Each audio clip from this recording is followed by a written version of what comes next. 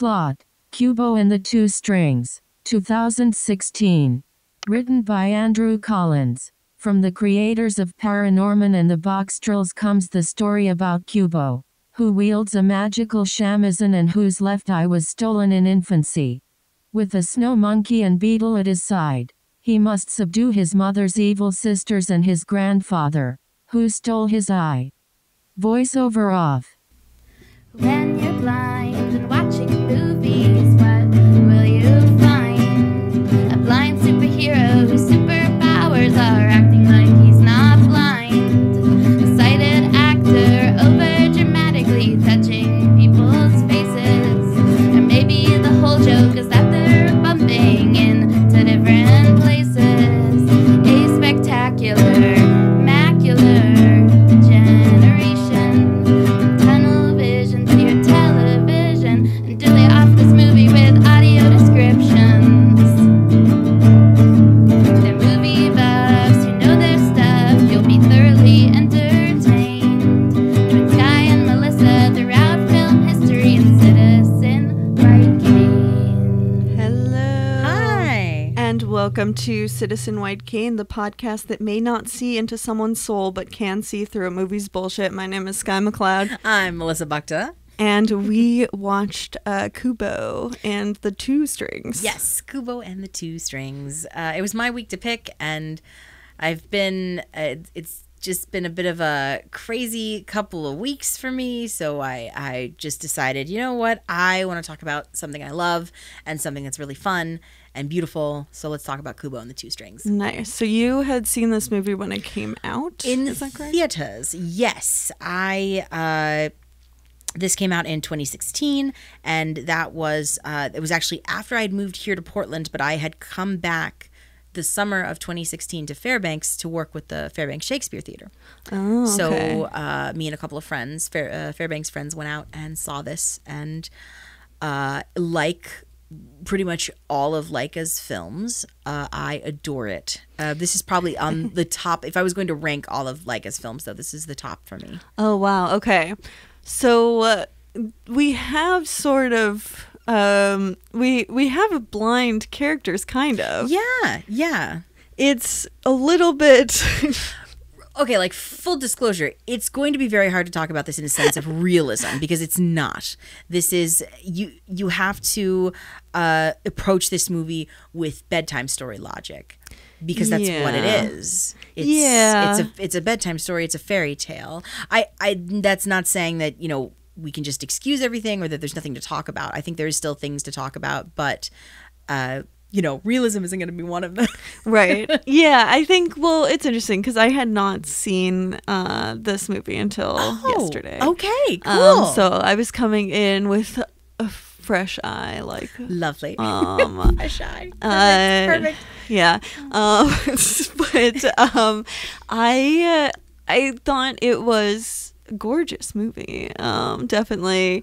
I teach kids stop motion animation in Portland, so probably should have seen all the Leica films, but you know, I saw Coraline. I got to tour Leica before Coraline came out, so but I like, it was very impressed by just the work that had to go into it. I thought it was very beautiful and visually very stunning, and I really did feel kind of sad that about the blindness stuff, because it felt like very, very what's the right word? Just like kind of like we should be past this. Like it felt kind of regressive. Yeah, or a little disingenuous. And I really started watching this movie again because I really did try to take a breath and, like, you know, okay, I love this movie, I adore this movie, I'm going to cry through most of this, and I did, because I've cried every time.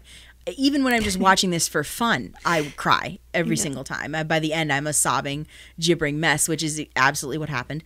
But I think the character I looked at the most with a different opinion or with fresher eyes was the Moon King. Right, who is the grandfather of Kubo, our main character, who has one eye, and he has one eye because it was stolen by his grandfather, the Moon King. How did you see that character? Like, how did your perception of them change, or of him? I think I was noticing much more his blindness and his thoughts on being blind, and it was really interesting because I was thinking, oh, okay, so he wants Kubo to be blind, and of course the Moon King is going to say everything that that he thinks will make Kubo surrender his other eye, basically. So the Moon King can say whatever he wants and could be lying, who knows? But talking about being cold and harsh and not needing eyes, basically, to see, right? And that would make you immortal because you've taken away your vision, and you, especially the line about seeing into someone's soul, like you've taken away that ability. But I on the bus over here, I was still thinking about that whole speech, and I'm thinking but I don't need full vision to truly know who someone is. Right. I don't need full vision to see into someone's soul. So that's, if anything, it's distracting vision. Right. Right. But that's kind of an interesting point too. So maybe taking the vision away and having the Moon King be blind, permanently blind, and who knows, maybe all the immortals in this world are blind because that's just something that they don't need or they don't want, because it's just another layer of the mortals or of the world that separates them. But then they're the villain. They're just no. I mean, I think you're exactly explaining the movie and what the movie's opinion is and what kind of the world they set up is. I don't think the world they set up makes a lot of sense, especially specifically when it comes to blindness. It felt just like the fact that these people who were supposed to, I guess, the blindness basically was just they're turning away from the world, right. And people, and also just suffering, and that this idea that somehow by being blind you're blind to suffering. And Kubo, because he is a child, technically is a child of two worlds. His mother is immortal technically, and his father is immortal, so Kubo is visually impaired. Because that's his gift. That's how he's going to see and perceive the world. I mean, the first time watching this and then finally walking out of the theater, and I'm still thinking about it and playing scenes back over in my head, and then it finally hit me. Oh my God, Kubo's visually impaired. I didn't even the first time I watched this, that just, I don't know why, but that just didn't even freaking register with me. When I told my mom that was the movie we were watching, she was like, "There's a blind character in that." I know. I totally get it. Absolutely. But I think that there is. I mean, I think that why we forget and didn't realize is because there's no blindness in this movie. Blindness is completely absent. There's a character with one eye who basically doesn't functionally change anything he does, even though you would think having one eye might change more than we get to actually witness. Right. He acts and moves in a way that suggests he has a full range of vision. Right. And he has no blind spots. Right. It's never comes up in any way, other than something was taken from him, Right. Why would he want my other eye? You have to stay out of the moonlight so that Grandpa doesn't come back and get your other eye. Right. Yeah. And it's just this fear. It feels weirdly like fear mongering about blindness, and how what could be worse than being a blind person, because then you're basically dead to the world, and you're just completely turned away. It just, for me, I was waiting for the other shoe to drop of oh, this is why it's actually, blindness is actually kind of the morally correct thing,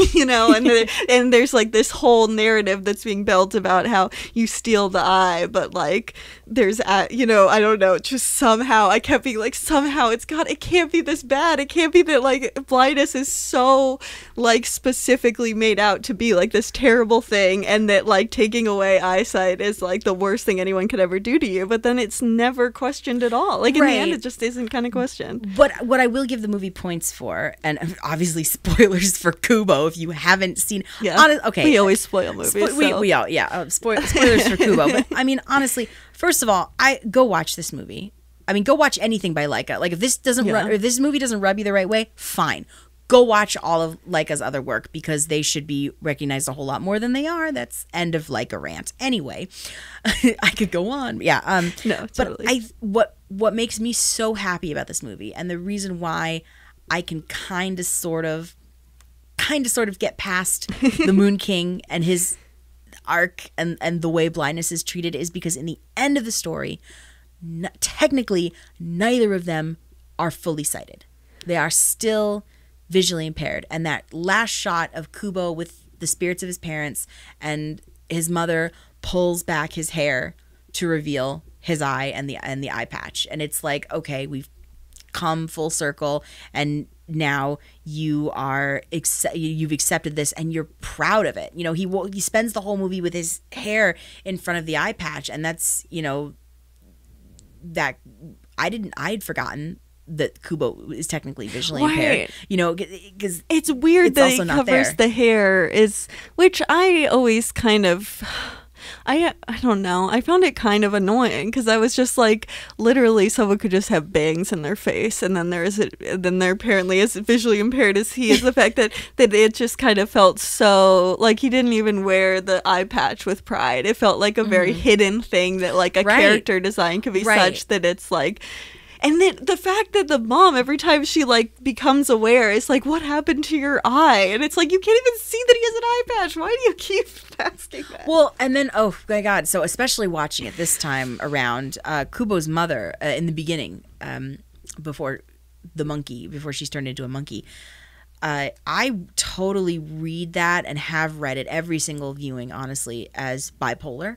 Yeah. Because that is basically the relationship that I had with my mom when I was much older, not as young as Kubo, but essentially I see so much of my mom and my mom's mental state in his mom. I mean, it just breaks my heart every single time. I was watching this with Conrad, and I was like, this is so dark. Like this is like 10 minutes into the movie, and like, or this is basically the very beginning of the movie. Is she's just like her blank face, and like he's feeding her food, and I'm just like, oh my God, this is a lot for the very beginning of a movie. Right. And she gave all that she had, because I mean, obviously he's still alive, but he probably started really taking care of her when he was like, what, 6? He maybe must have been so young. Yeah. And she, I guess, like has a TBI is what we might have to assume, like, because she does knock her head, like a traumatic brain injury, like we see that she falls into the water and then just like hits her head on a rock. So that was my best guess, but there's weirdly a lot of amnesia in this movie that's just kind of feels weirdly plot devicey to me, that I was like, why do so many characters have amnesia?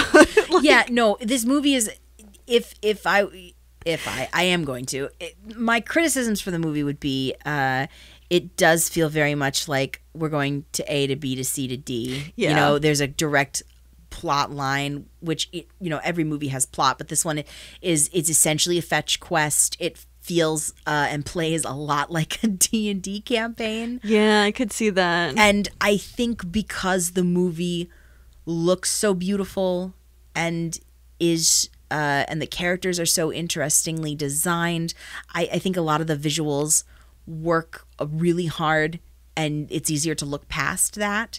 But the plot of the movie is meh. All over the place. Yeah. No, I agree with you 100%. On yesterday, what Conrad and I did was play D&D and then watch this movie, and I made a lot of references to the D&D game that we had been playing, because and I kept thinking that. I was like, oh, so now they're going into like their combat, and now we're going to do a little bit of emotional things, and then we're going back into combat, and it just feels very much like set pieces, especially like it was written, I think written and directed by like the head of Leica as his first film that he had like actually written and directed. I believe so. So I think that aspect shows. It definitely seems like someone who has produced a lot of stop motion animation that's very beautiful and expansive, and what's the right word? Trying hard. I don't know. The plots are a little bit more nuanced. Or I think that maybe not the plots, just like that it is ambitious is the word. Sorry. Okay, sure. I'm having Sure. forgetting words today. Yeah. But it seems like someone who's done a lot of ambitious stop motion animation, and then was tasked in actually creating a story for the first time and didn't really know how to do that, so just kind of used a bunch of like sort of kind of cliche or just kind of, plot device things that are in a lot of media and put them together, and then made these amazing set pieces that are very ambitious and beautiful. And basically the script is just to make that happen and not really to tell a story. And it's so hard, because once you really start picking it, everything falls apart. And yet this is still my favorite Leica film. And yet this film brings me to tears every single time. Yeah. I adore it. But I think any piece of media is worth talking about and criticizing, obviously, or we wouldn't be talking about it. Well, do you think it's kind of, is some of the stuff that, do you feel like when you're crying, is it the plot stuff? Like, because there are some really emotional. Right. Oh, definitely. Definitely. So in this particular rewatch, I cried during Kubo and his mother in the cave for the first, because that was just really hard. Stuff has happened in my life involving bipolar in my family and mental illness, and it really hit me really hard this time watching. So I cried. I cried during that scene. I cried. I'm literally I'm gonna cry right now. I cry. I always tear up when we see him go to the village for the first time and tell his story. Oh yeah. Just because I am and I cried the first time I saw that in the theater too. Mostly, I think the first time was just seeing the visuals, because I had just never seen anything or experienced anything like that amazing, before. Yeah. It's beautiful. It's a gorgeous sequence.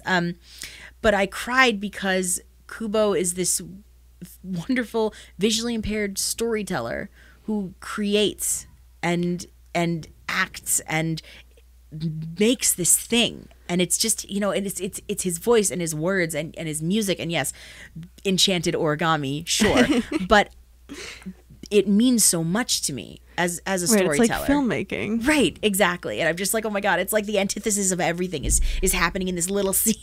Yeah. So I cry there. I cried. Oh my gosh. When else?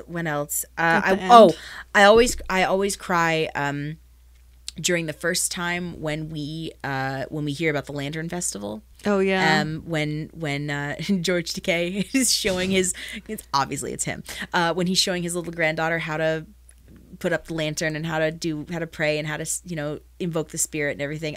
I cry because I know what's coming. Right. And so especially at the end when we have the other Lantern Festival, I'm crying because that always brings up my my Aunt Jackie when she passed away, and my Uncle Kyle, because it hit my mom really hard because she's my mom's sister, but she was like my favorite aunt. And so I see that, and I get to thinking about memories and the people that we've lost, and trying through story, through song, through art, through whatever medium you're using to basically keep them alive. Yeah. All of the conversations that they have about stories and being a storyteller this go around really hit me hard this time. So obviously I was crying at the end. I was crying during when Monkey tells the story of Hanzo and herself. Yeah. So basically what I sobbed through this entire movie. You're like, and then when the skeleton and then the completely dry eyes. Yeah. I was just like, go. I love the skeleton fight. I think that's my favorite fight. It's my second favorite one. My favorite one is the fight on the ship. I think that whole sequence is super interesting. The ship is made out of paper. Leaves, yeah. And I love the two sisters. I just think they're so evil, and their design is so cool, and they fight with those like chain things, and they're both voiced by Rooney Mara, and she's doing this really like haunting voice, and they've doubled and tripled her voice, and it's played interestingly, so it sounds almost like wind to me. So it's I thought they were cool as well. I think the whole movie I was just like, why are we doing this weird, why is blindness like used in such a problematic way, which I mean is not a cool like critique thing, because I was just, it just distracted me, and so in some ways I was like paying less attention to some of the cooler things it was doing. Well, we're a podcast that talks about blindness in movies, so that's why we have this we're going to talk about it. But yeah, I think that like the family, I mean, Kubo's family is just, so much of it was like, felt very weighty subjects, like you know, like with the mom, like being read as bipolar, I felt the same, I read it that way too, and like, and having talked to like both people in my life and like in work I've done, people who have that relationship with parents, it's just very like, it's just a very traumatic thing to experience. And I think that like I sometimes worry a little bit about like when like, where did we talk to a child psychologist, like, it's just like when you take like such a weighty thing in a movie where a screenwriter does not have to have any sort of like does not have to degree in psychology, or like recovering from childhood trauma. Sure, I mean, you would hope that they would do the research, but like usually that's not a guarantee. So for me, I think I was also just kind of anxious in that way of just like, because it is such a weighty thing, and you would, and it is technically a children's movie, though it's definitely deals with a lot of much darker things than your average children's movie, which isn't bad at all. No. But I mean, I don't know if I'd show it to a very young, that's actually, no, this movie's interesting because you could show it to a very young child and they're probably not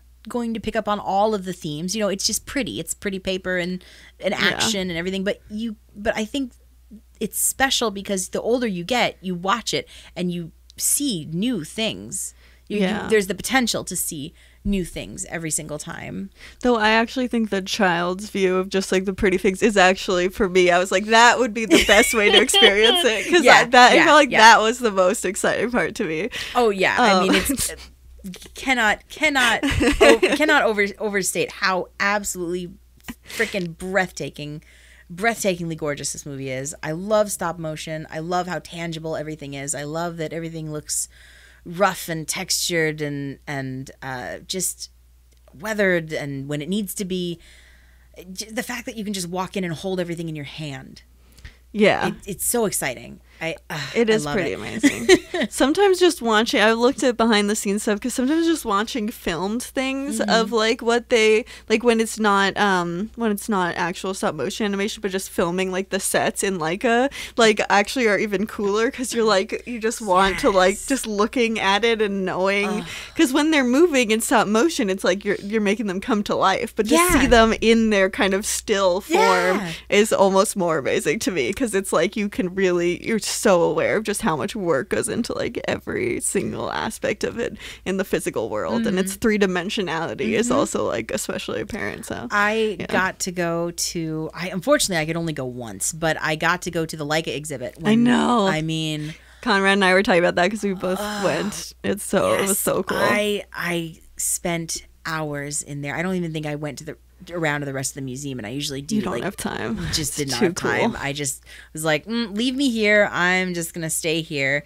It's amazing. I wish I could have touched everything. I know that's not a possibility, but I wish I could have. But just some of these puppets, especially the Kubo ones, especially the monsters, are huge. Yeah, well, the skeleton is like the largest stop motion animation character ever. Yeah, so and it's and they had to have it in the foyer of the museum because that's where the biggest ceilings are. I mean, Why doesn't Leica have a museum that's just like a Leica museum? I know they should. Weta or something where you could just go and look at it, all the stuff, because I feel like more people would go there than the Portland. I work for the Portland Art Museum, but no, it is amazing. Like, and it does belong in a museum, truly. And the movie, like, it makes me a little bit sad because I do think that, like, the visuals are very, like, just have a lot of inherent value of, like, it just being very gorgeous, and I think that's why it was so critically acclaimed as well. Right. Obviously it had to be with those visuals. I do think that, like, just maybe blindness more than anything else in the movie I think was the most problematic thing, because a lot of the morals are not, some of them, like, I'm kind of like, okay, maybe we have a little bit of, like, kind of weird plot holes, or you're not totally sure why we had to go through everything we went through. But I feel like, but that's, that's just the mechanics of things, that sometimes you can't always make a perfect film. That's fine. And I definitely don't enjoy blindness as a threat. Right, exactly. You can't do this because you'll lose your other eye, and then where will you be? Right. And then, and the idea that, like, he gains the strength not to be like, oh, maybe it wouldn't be such a big deal if I was blind, and, like, that's not what's important is vision. The moral of the story is you can't take away my eyesight because I'm a human being and I like suffering, and I don't know. I mean, that's not what he says, but... no. And the only character we meet who's actually fully blind is the Moon King, and he's the bad guy. Technically, exactly. He's the one who's warped and twisted and wants Kubo's other eye for selfish reasons. Right. Which is just such like his. I can't even understand the justification too, because I'm just like, it's kind of mixing the metaphors of, like, the imperfections and suffering in the real world, but how that has to do with vision somehow. Right. Well, and then if Kubo, so that's why I kept having all these questions, because then I'm like, okay, so are all the immortals blind? Right. Exactly. Because they don't seem like they are. That's cool. Like, if that's the direction we're going, that's really cool. But they're blind, but they're blind because they've given up their eyes because they don't want to see the suffering of mortals. That makes them better than the mortals. And like, blind people are not super hyper aware of the suffering of others like many of us are. Which pissed me off. Or that blind people don't suffer ourselves. Right, that we don't suffer, that we don't notice suffering, like, is just so wrong. Like, it just made no sense to me. It's just like, what?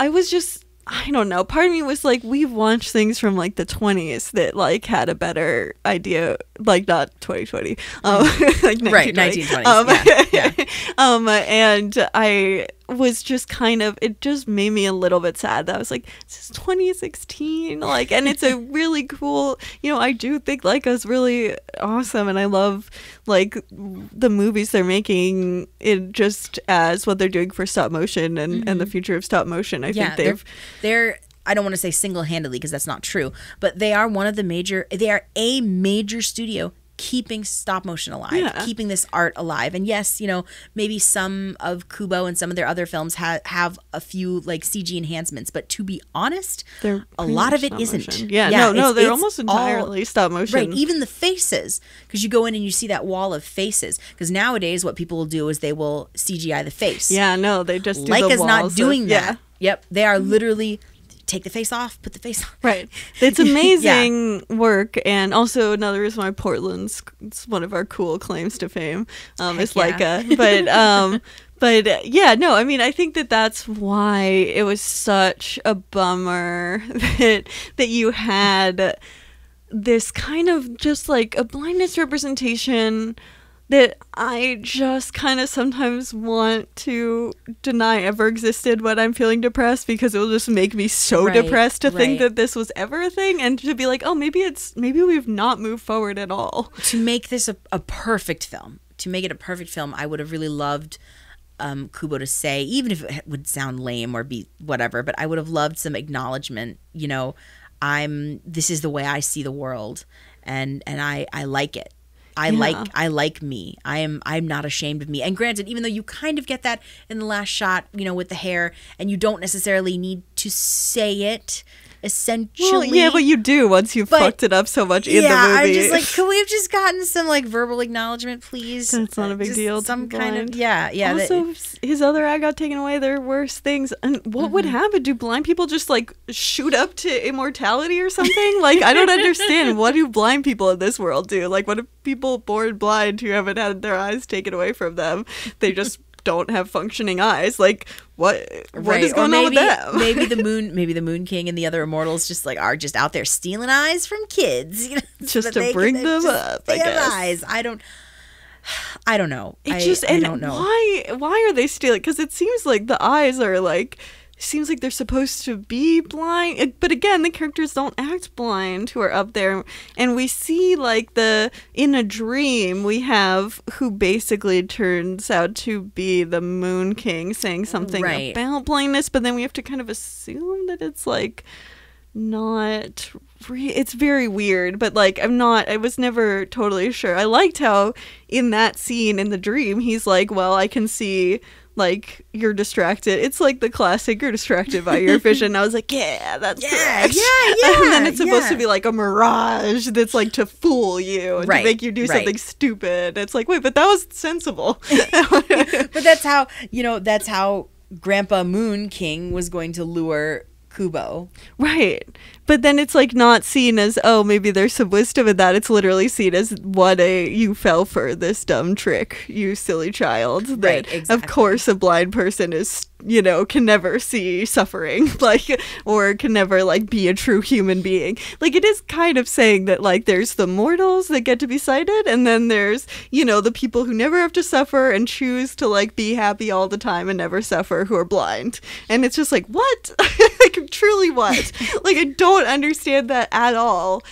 And it's and I am not a Japanese mythology expert, so I can't say anything because I'm thinking maybe this is going off of a myth or some kind of story or something that I'm not sure if it is. I just don't know. Yeah, I don't know. Again, I don't know.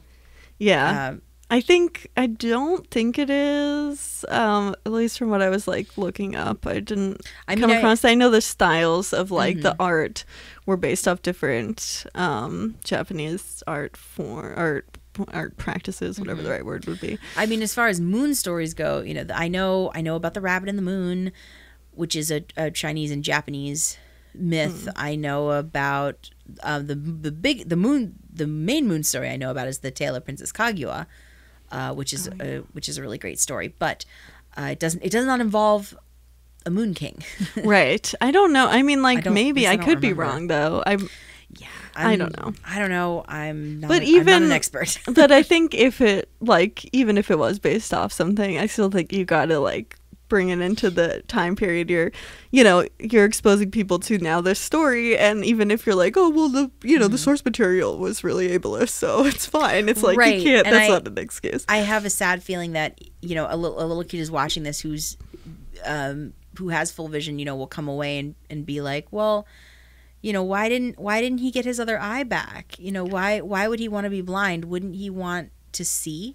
Right. It's just and that also that message is basically like, oh, blind people are, like there's something inherently unhuman about them. I mean, like, that's literally what the moral is. Like, it is basically saying that blind people are not human beings. And, like, it's hard because, like, you try to talk about this in, like, a more just kind of, like, specific to the plot and, like, but that is literally what the movie is saying. Like, I don't know how to phrase it in a different way because, like, to make it seem less of a, just not as extreme, because it's just kind of, like, that's the gist of the idea, is that blind people are not humans. Right. Well, and it sucks because I was so excited because I was like, finally, we get a movie and he doesn't get his full vision back in the end. Like, he stays the way he is. Such and a low he's bar. Happy about it. And I'm just like, yes, it is. It's such a low bar. But I'm like, here it is. There it is. Like, Kubo he's a visually impaired character that I can add to my very short list of, like,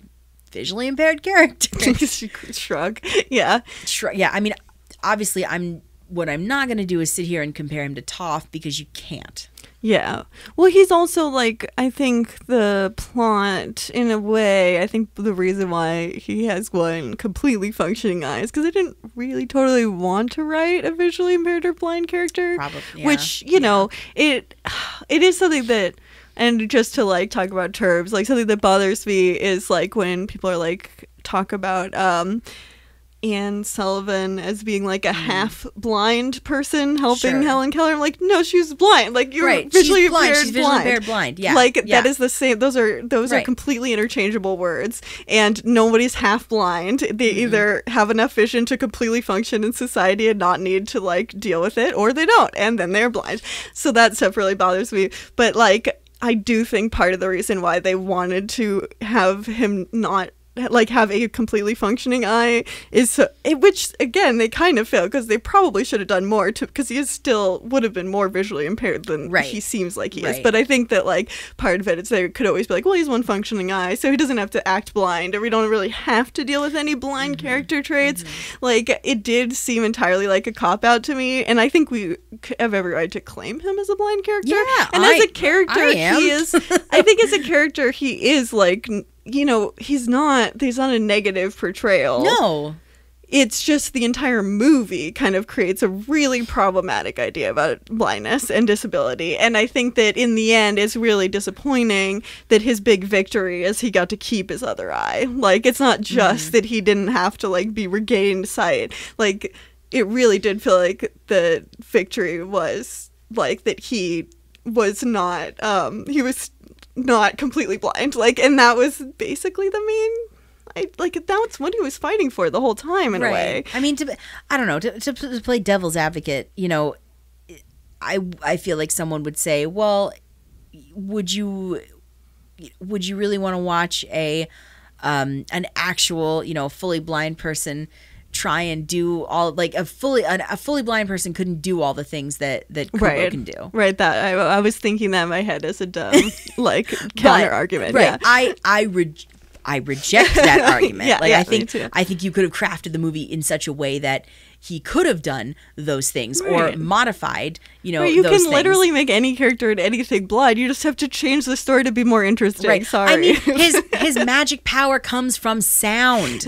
Come on. That's cool. Yeah, that's really exactly. Cool. And it's a very blind thing, right? too. He doesn't have to see the paper to make it and he doesn't origami. Normally. Like, he is kind of like, actually, you wouldn't have to change that much. No, like, now granted, he knows how to make origami on his own, so he could have learned it from his mother or whatever. But because he has magical Samishen, he doesn't have to do that. Origami is a physical thing too, so he could be deafblind and have the ability to both make origami and to like feel it. And so it is still, like, I was thinking about it, I was like, he plays an instrument, and there's origami that he brings to life through storytelling. I mean, that is an extremely blind person thing. Like, you don't have to change any of that to make him like 100% blind.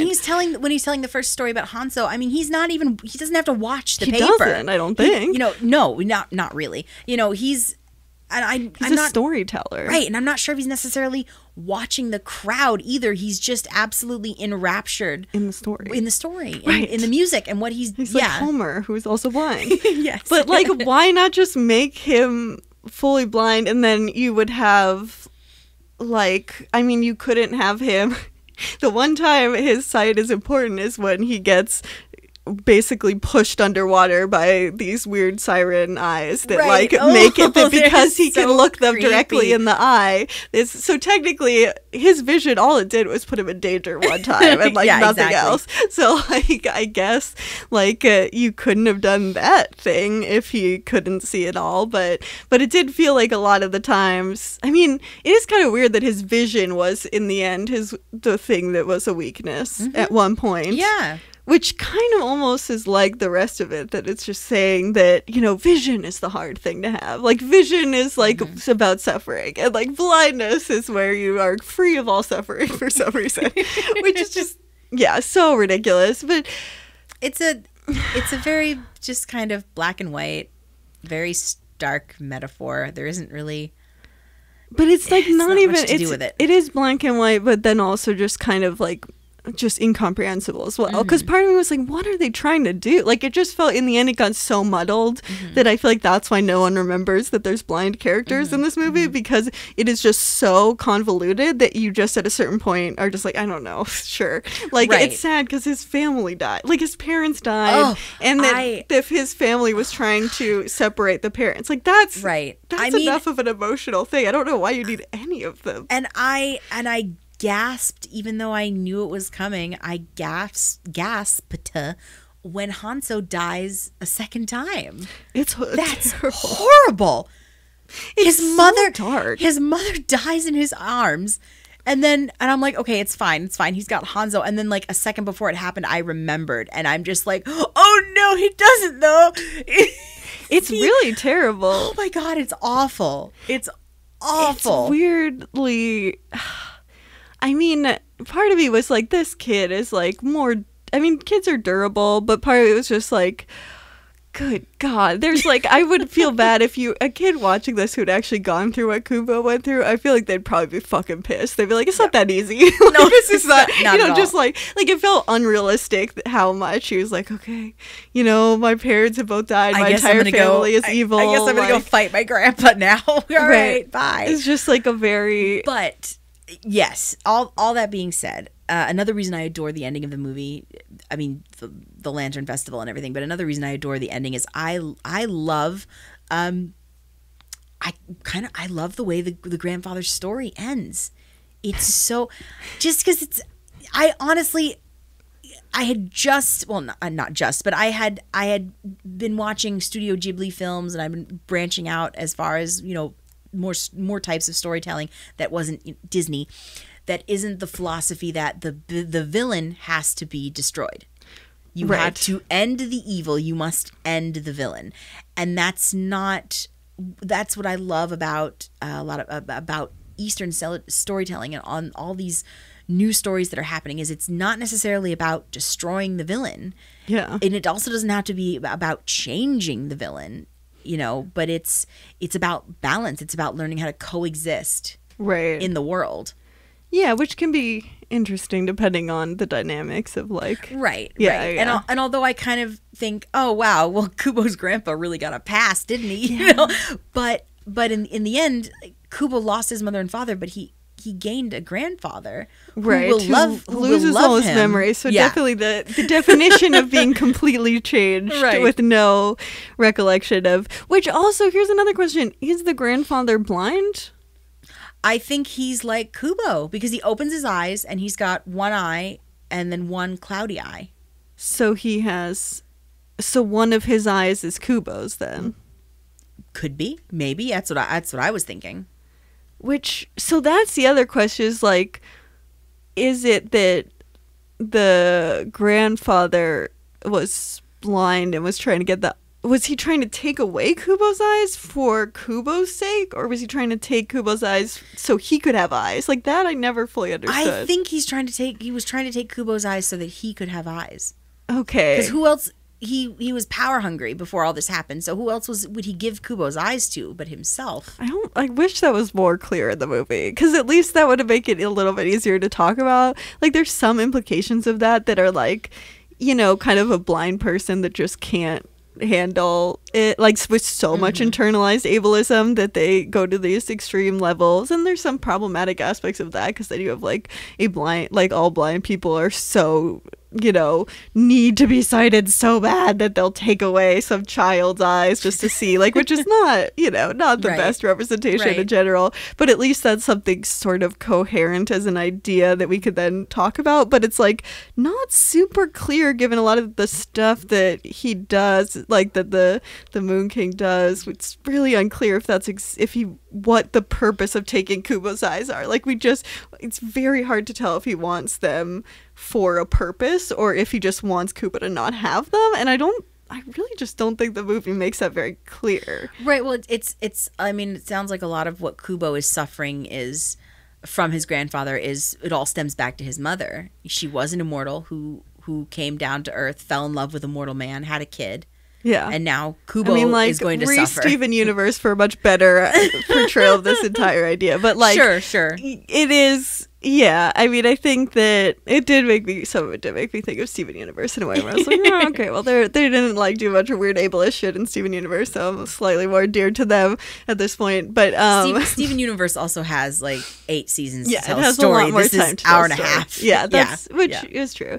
It's long for a stop motion animation film, but not long for an entire story that like a TV show that you could really spend time. But yeah, I mean, I think that I thought their relationship was the parents' relationship is sweet. Like I think you can like, it feels like a very American story maybe. Though, Yeah. I don't know. It's kind of it's like a Romeo and Juliet thing basically. Yes, it's like a romantic comedy kind of. Well, Yeah. when they come back together as Monkey and the Beetle. That's romantic comedy. Like, yeah, and I'm just definitely. like, they hate each other, but they're slowly starting to Then like they each like other. it. Right. And at first, when I was the first time I'd watched this and I was reading reviews and criticisms or whatever, and that was one of the main ones is, oh, well, the relationship is just so fucking rushed. And I'm like, well, you know what? Actually, it's rushed. It is the way it is because they love each other. They're just like, they just don't know it. Right, the amount of characters that can't remember things again. Too many. Well, that's the Moon King's modus operandi. He'll just take your memories away, I guess. I don't know. So it's unclear exactly why that keeps happening. But I think you're right. I think it must just be him. Though then in the end it happens to him. So taste of your own medicine. I guess so. But it is kind of, it's not the best for narrative devices because it's kind of like, I don't know, it feels kind of cheap to me. I'm like, okay, so the characters don't know who they are? Like, that makes it kind of hard for me to feel. I want to see all these characters that have, like, a personality that are, like, coming together and it's not always working, but they come, like, I want a character that has, like, 40 years of life experience to bring to every scene, whereas, like, these are, like, basically babies that just have the ability to talk. And in the end, this is a bedtime story. This is a fairy tale. These characters are one dimension. Yeah, which is very ironic because stop motion is like feels very fruity. And I'm not saying that to give the movie a pass. However, as someone who enjoys mythology and bedtime stories and fairy tales and folk tales and everything, and I'm just used to a story being told like this, I just find it a little bit easier to look past it.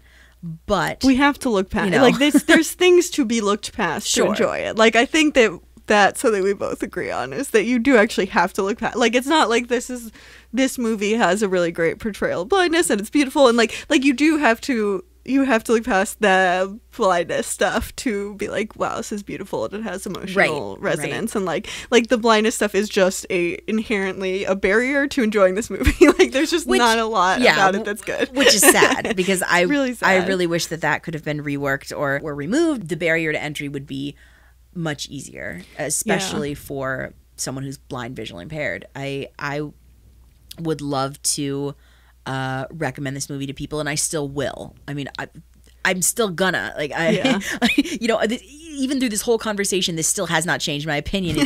This film is amazing. It's my favorite Leica film. I adore it. It makes me weep. Yeah. So I love it so much.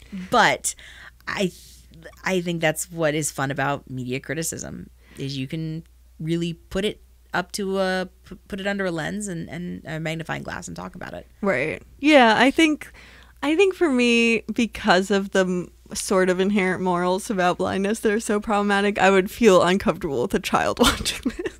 Okay, sure. I mean, just like, I think an adult that has like blind people in their lives, it's fine. Like, as long as you're not like an ableist piece of shit randomly, but like, it's just, you don't want, I feel like it's so like mixed in the movie, like that especially when you're very young and still trying to understand how the world works, it feels like because it's so just kind of in there without a lot of fanfare, and that you it just seems like it's rife for someone to just create a misconception about blind people that's never gets questioned for a really long time. Like it feels like a weirdly dangerous thing to me, which I don't know if that's right or not, but it's just a vibe, I guess. Yeah, no.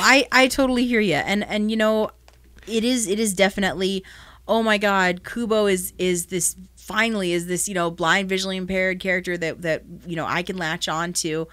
But I latch on so hard to most blind visually impaired characters because there just isn't that many to latch on to. Right. And unfortunately, unless you're talking about Toph Beifong because she's perfect, you have to take the good with the bad. And this is or you could be me and just be a cranky old person who's just like, I hate this, I hate this, I hate this. But hey, that's why the podcast works. There you go. There you go. Yeah, I mean, I think that's I in some ways agree with just the kind of that sort of the framing of that, though. You know, I just think that's why we need better portrayals, so that that it's something like that we can just say like, very beautiful movie, very cool, had a very problematic like portrayal of blindness, like, and just kind of say right it off in that way, which it's sad. I think it also makes me sad because it's like something where this movie then becomes something that's like not, it's like tainted in a way that I feel like it's kind of prevents all the cool stuff of it from getting seen. Like, because I'm like, I don't want to be like, I'm like, in the future it would be nice to just have this movie be the visuals, but it's like, it's still gonna have the stuff, it's still gonna have the blindness stuff baked into it. So I think that's like the bummer to me, is that it's like, it kind of makes it so that all of the amazing stuff the movie did is like tainted a little bit, so that the movie as a whole could never be like, yes, to me, and that makes me sad because it's really cool. And I totally hear that, and going forward, I think these on rewatches, I think this conversation will stick out a little bit, will stick out much more. I'm sorry, I'm gonna ruin every media for you. No, it's okay. It's okay. And that will definitely stick out more in my mind. But that can also spark conversations with sighted people or with other people you're watching this movie with. And then you'll talk about it, and maybe they'll have a different opinion than you. I'm never gonna come out of this not liking this movie. I mean, that is totally fair. I do not want to be like, no, you should hate all the movies now. No, also, sorry, I think I've said that like 14 million times. No, I just get a t-shirt that says, yep, I like this movie. Yeah, well, that would be good for Blind People podcast. Yeah, I know, right? Perfect. That's the best way of communicating it. No, I think actually, though, what you said about like making it start a conversation, I think maybe even to take back what I said, I think that like you could have a little kid watch this. You just have to talk to them about blindness after the fact. Like you can't not do that. And some people have dumb opinions. Then they're not allowed to have dumb opinions. Sure. That's the other thing I would caveat. If they're like abled people, can't be like, well, I think blindness is ignorance. Right. Well, and it's just does Kubo want to be blind? Does he in the end, do you think he accepted who he was and why? Or what do you think about blindness or blind folks after watching this movie?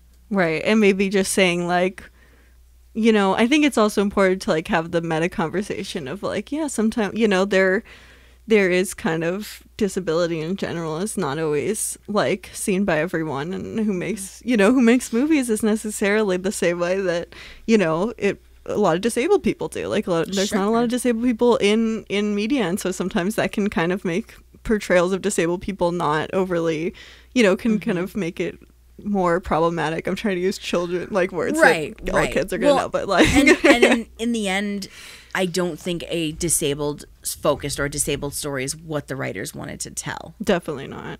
Yeah. And I mean, I think that the problem is you have to, like, this is the moral of the podcast. If you're going to make a disabled character, you're telling a story about disability. Right.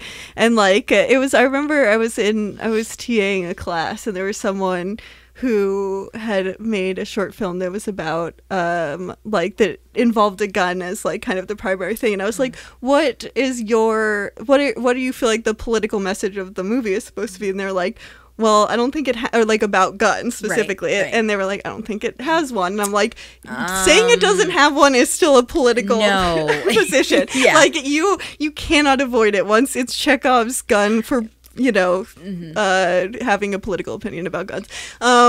You just, once you add certain things into a movie, then you are just making a political statement no matter what. And so you can either be conscious of that and decide to make it what you think is right and fair and good for humanity, or you can just not pay attention to it, and in the end you can like either piss off some people or create some negative stereotypes. Like, I just think ableism is something people don't address in their own life. Like, they just don't always have. I think I'm surprised at how many able people just don't really have if not been given the opportunity to question their ableist beliefs and just kind of have them, and don't really have to think of them as being ableist at all. And that comes out a lot in Hollywood. It's very true in LA. And so I think Hollywood especially has this problem very deep, even though Leica's not in LA. So. Right. But like, I do think within the industry of Hollywood, it's a big problem. And that probably also affects what media people look at when they're making media, you know, as inspiration. I think that there is just a humongous amount of unchecked ableism, and that just kind of can come out so often. So when you have a disabled character, if you're not careful, your unchecked ableism is going to come out, and you know, that's. And what I would hope for Leica in the future is, I want you to keep making movies, but definitely make movies.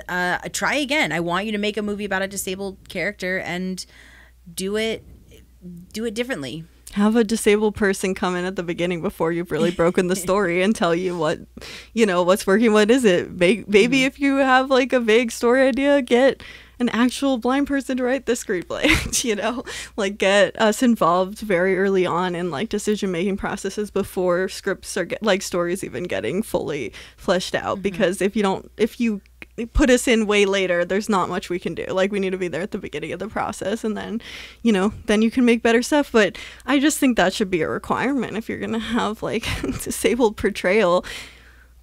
It just seems like it's hard, right? Because for me, as a blind person, it's so sad to hear like when your mom says, "Oh, that movie has a blind character in it," because that sticks out so much for me. Yeah, you know, so it's just really sad because I'm like, yes, it's a movie about a blind character. It's a movie about someone who's disabled. Nobody remembers that. I know. Well, that's so that makes it even sadder if like people come away with more ableist views that are hidden, but then they also don't even remember that there's a disabled character. It's kind of like a double whammy of like, it is. I mean, in my mom's defense, if I had seen it in 2016, I would also forget that there was a blind character. No, totally. I like on Saturday, I was really struggling because I was just like, I need to come up with the movie for next week, and then Kubo just like popped into my head. I'm like, oh my god, you're right. That is a movie about a blind character. Yes. Also, you're right. It is though. It is, yeah. And we don't get to talk about a lot of animation. So, yeah, that's true. This is really, weirdly enough, I think we've done more stop motion animation than any other kind. I think so weirdly. too. Don't know why that. Yeah. Well, I guess stop motion does feel more blind, even though the actual final product is not any more blind accessible than anything else. It does feel like the production of it feels more blind accessible because it is so physical. Yeah, and tactile. Yeah. I mean, I think if you doing a stop motion blind character, I think there's a lot of cool stuff you could do with that. Yeah, there's amazing blind stories that can be written if you actually talk to us and we work on them. That's the moral of my story. Talk to some blind folks. Yes. You might not be able to see our souls or whatever fucking shit, but we have vision, certainly. Yeah, we have a vision for how to make your movies better. Do you want to rate this? Do we have anything to talk about? I think I'm good. Okay. Yeah. What's your blindness acuity for this? So my blindness acuity is going to be a 2300 just because I'm fully biased and I absolutely adore I've said throughout this entire freaking podcast. Yes, I am fully biased. I just, the animation blows me away. The vocal performances are awesome. All of the emotional beats are, I don't feel manipulated. Like I'm crying at this beautiful, amazing story. It's a 2300, and nice. Yeah. Well, I'm gonna give it 2018. That's totally fine. I was thinking maybe doing it in one eye, but I mean, I don't know.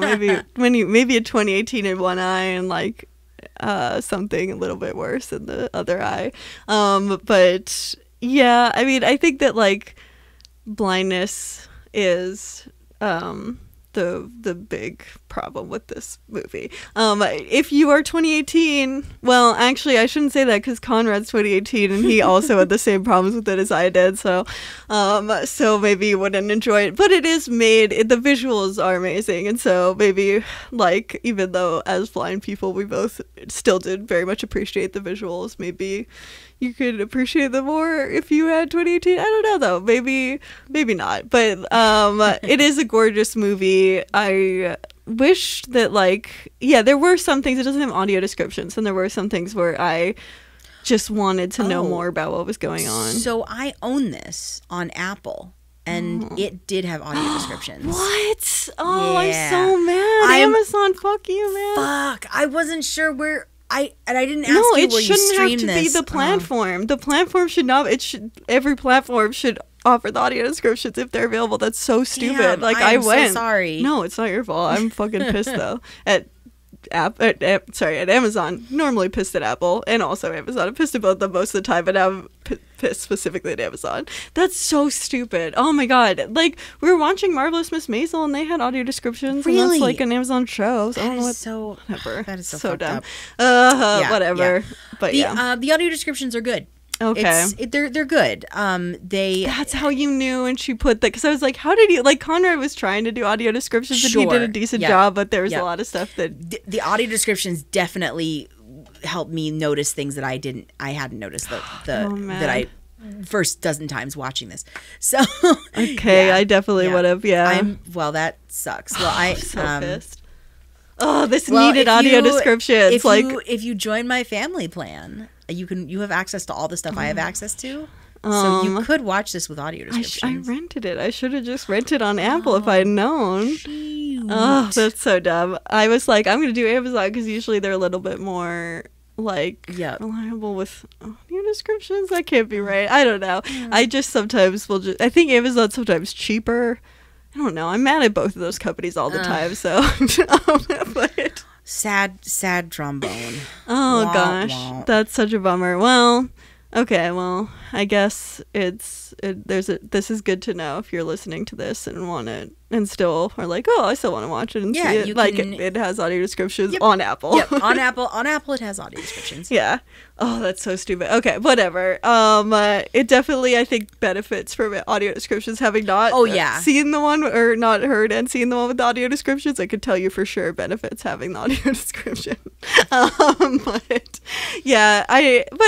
overall, I think the movie beautiful. The blindness aspect of it is incoherent and also terrible. Every coherent thing is terrible. So I think that if it didn't have blindness, I mean, I do like that he has one eye. If like the one eye wasn't like a plot device, maybe that could be cool. But like almost all of the blindness related things are problematic, other than having having a main character that is visually impaired, that is cool and like, is very self-assured sort of, but like just also very has a lot of inner strength in different ways. Yeah, well, and he is abled in a sense that he has ability. Like he's very capable. That's the word I'm trying to look for. He's very capable, but he still has things to learn. He still learns. He still grows. He learns. What does he learn? He learns about his parents' past. That memory is important. He learns that memory and holding on to memory is important. And you can't do that if you're blind, apparently. Apparently not. He learns to love himself and to love his grandfather, or well, maybe love is a pretty strong word, but to start a relationship with his grandfather, who's been a terrible person, a blank slate who has no memories. Exactly. And they could just tell him he's a good person. Yes. And he might be able to see. Maybe. And maybe he could all along, and it's very unclear. Did he want the eyes of Kubo for himself? Yeah, just put it on mute. Listen to our podcast. This is one of those movies where that's our one of our recommendations. Is if you listen to this podcast and watch the visuals, it's probably the best experience to have. But yeah. Anyway, that's Kubo and the Two Strings. What are we doing next week, Sky? Yeah, I was going to say, what are we doing next week, Sky? It's my classic transition to when my movie's next up. Okay, we are launching a documentary next week. Love it. And it is I was going to say it is the favorite question that we get, sarcastically, but it is not technically. It's Do You Dream in Color is the name of it, which is really Do You Dream visually is the or annoying do you dream question at we all? get. Yeah. But Do you dream in color? Oh, that's interesting. But it is another documentary with high school students. Cool. It's short. We'll see. We'll see how problematic or not problematic it is by watching it. And coming back next week to talk about it. It is on Canopy, which is really the most important part. Yeah. So Free on Canopy. I don't know if it has audio descriptions, so we'll find out. But tune in next week to find out if it has audio descriptions and if it is just a bunch of blind high schoolers being asked if they dream and what they dream about and what their dreams look like, and which maybe could be that. We'll find out. But yeah, so that's next week. But what are you blindsided by this week? Oh, what am I blindsided by this week? It's been a good week. I've experienced some really awesome media, and I've also experienced some really shitty media. Nice. Just horrifically shitty media.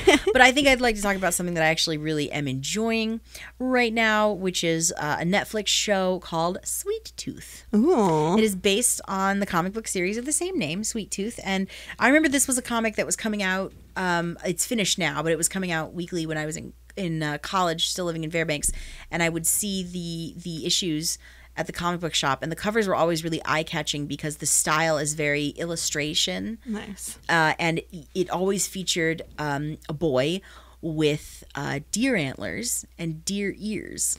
Whoa. On the cover. And I never really picked it up, and now I'm going to now because I've did a bit of research before I started watching the show. But basically, the show takes place at the beginning of a plague. Oh gosh, fun. I know, fun, right? Classic. Classic. A horrible plague that has wiped out most of humanity.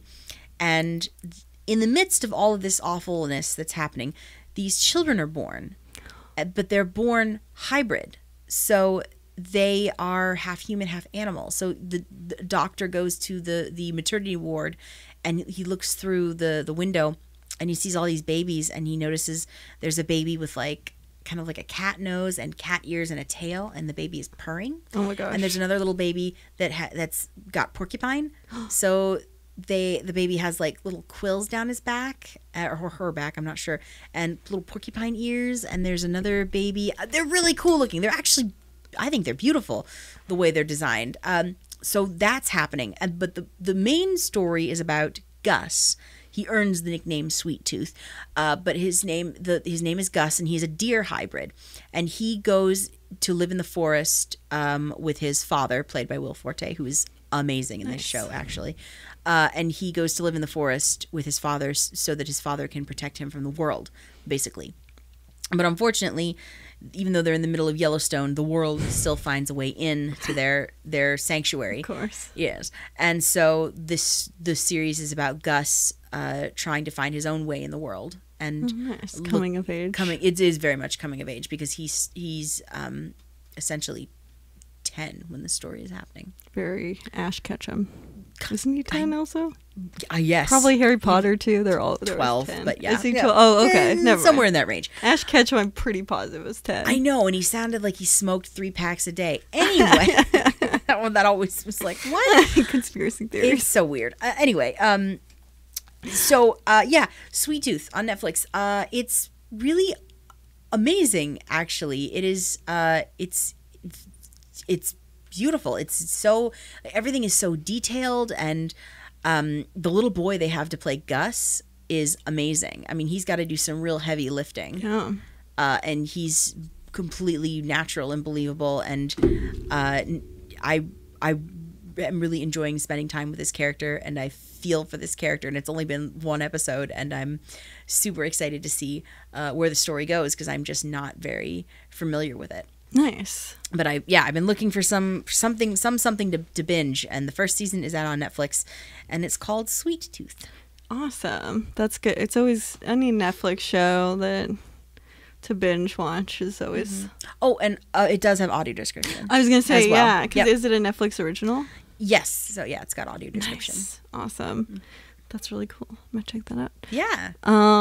My blindsided by stuff today, as between the two records we had, I went to Philadelphia, so yes, figured I'd come back with some cool stuff that I did there. Sweet. To recommend if you're in the Philly area, very specific, but sometimes I do Portland stuff, so go get the other side of the country for a little bit. The first one is called the Magic Gardens, or Magic Gardens, I think, which was like this art installation that sort of had like a slight vibe of like Instagram influencers congregate here, but it was actually like, even though that was true, it was very cool still, and like there was a lot of like the walls are filled with all these different like tile and like collage things, and there's like all this stuff with different body parts and like different and bodies that like kind of existed on different like mediums on the wall, and then there's all this like trash and different, but then also an artwork and just like things, and it was all kind of, you're just interacting with it in a very physical way, like it wasn't like nothing was like cornered off or anything. So, and very cool. It's kind of, the stairs were kind of scary. I was a little bit like, because there were stairs as part of it, I was like, oh my god, this is like someone's gonna die. So be careful there. And it's sadly, like a lot of things in Philly, sadly it was not super ADA accessible, which was a problem a lot of the time there, because I can do stairs, that I try very hard not to because I don't feel comfortable on them. But I did a lot more stairs there than I normally do, which is sad. But yeah, so that is the one caveat. And then the other thing that I'm recommending is the National Constitutional Center, which is a museum. It is about the Constitution, obviously. There are a bunch of different exhibits. There's like I'm not sure which ones were traveling, but there was like one that was about the Civil War and kind of like the after kind of the Reconstruction era and the constitutional implications of that. But like, and then there's one about suffrage, was kind of the bottom floor. There was this video that was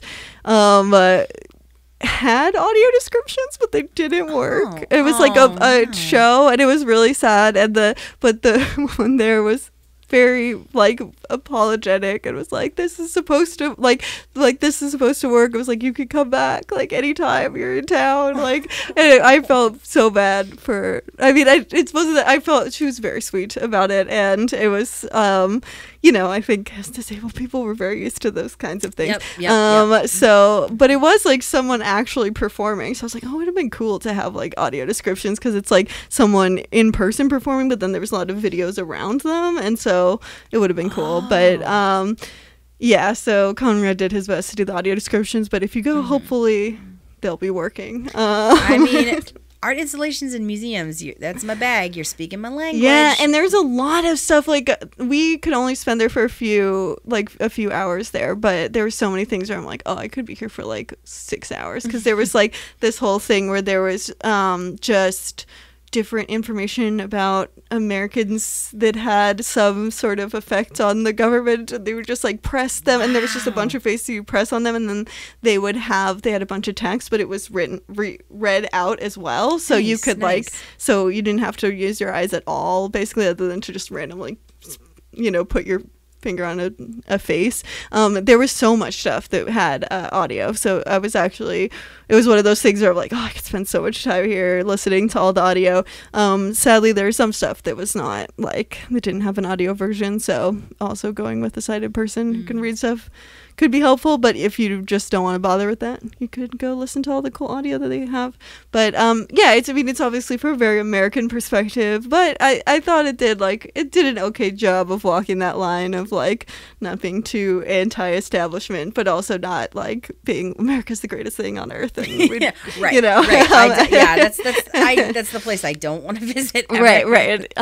So that was I thought they did. You know, it was a good. I thought they hit the right balance for what it was. That sounds brilliant. I've only ever been to Pittsburgh, Pennsylvania, and that was for a wedding. So I got to do nothing. But yeah, it's not that exciting of a town. I mean, you know, Pittsburgh's cool and all, but it's kind of it's Pittsburgh. Yeah. Philly. Sorry, Pittsburghians. Philly is a very awesome city. Pittsburghites. I don't know. Yeah. I don't know. Pittsburghians. I really like Pittsburghians.